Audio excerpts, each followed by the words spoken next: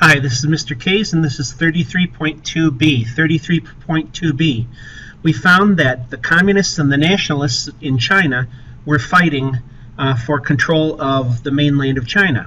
Mao and his communist forces eventually drive Chiang Kai-shek, or Chiang Kai-shek, and the nationalists off the mainland, and they go to Taiwan. Okay. Next, we see the establishment of a new country, the People's Republic of China. Now, the United States did not recognize this as China.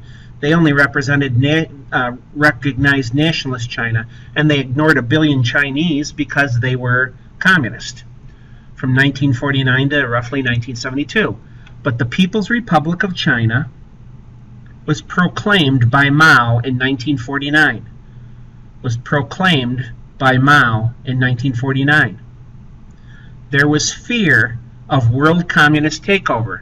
There was a fear of world communist takeover. Now let's stop for a second. Why?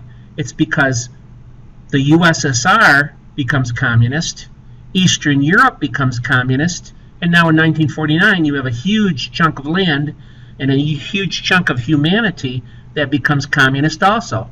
There was a fear by the free world that they were going to be taken over. Nationalist China versus the PRC, People's Republic of China, fuels, F-U-E-L-S, fuels Cold War tensions. Fuels Cold War tensions. Now, the PRC, People's Republic of China, expands into places like Tibet, India, and Inner Mongolia. Tibet, India, and Inner Mongolia, I-N-N-E-R, Mongolia, M-O-N-G-O-L-I-A.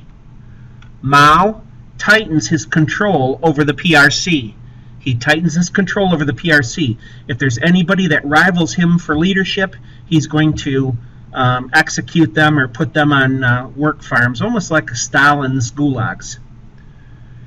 And he's going to move peasants onto collective farms. He promised land reform, that wealthy people now would lose their land and they'd have to share it with poor people. Well, he keeps his word onto these collective farms. And he sets high quotas for industrial production. High quotas for industrial production.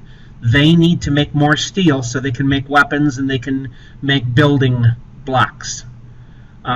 So industrial production. Now, the Chinese aren't the greatest at making steel. They have backyard furnaces, and their steel is not a superior type of steel. In addition, Mao sets up what's called the Great Leap Forward in 1958. He wants larger farms, industrial growth. Larger farms and industrial growth. And what we see here is a disaster. Because the people he takes off the farm to work in the factories now, there's less people to grow food. And so you have mass starvation. We're going to look at these farms. Communes were larger collective farms.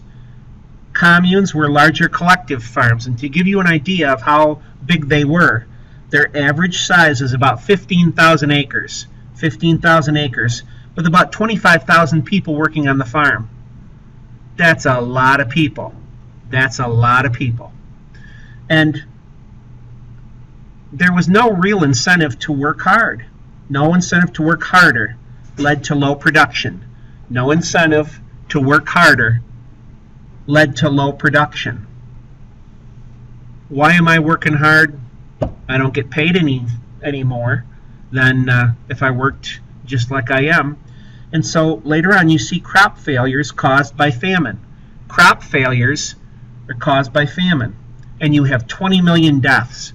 Can you imagine 20 million people dying of starvation? That's what Mao and the communists faced.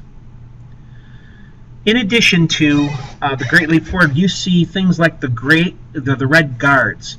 Now, they are militia units. A militia is like a citizen army. These Red Guards were created by Mao, and they're comprised of high school students and college students. High school and college students. They're young and they're energetic.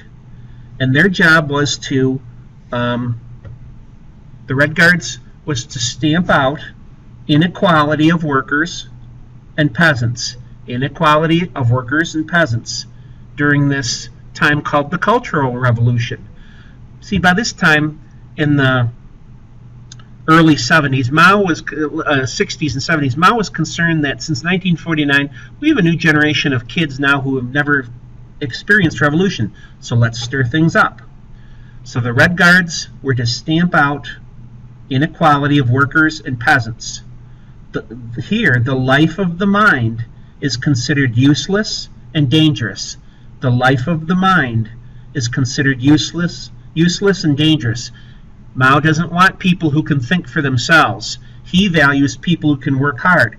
So he closed universities and colleges, and he put those people on farms to work hard in the fields. Intellectuals were jailed. Intellectuals, people who could think for themselves, were jailed because he feared people who could think for themselves and thus challenge him for authority. The problem is, the Red Guards did their job very zealously. These young people, they dragged people out into the streets and beat them to a bloody pulp and put signs on them that they were friends of the West, that they were capitalist roaders, that they were cockroaches, and that they were to be beaten within an inch of their life. Mao eventually had to call in the army. He called in the army to disperse the Red Guards because they were too good at what they did, and he couldn't control them. Well, this is the end of 33.2b, and I'll see you down the road. This is Mr. K's. I'm out.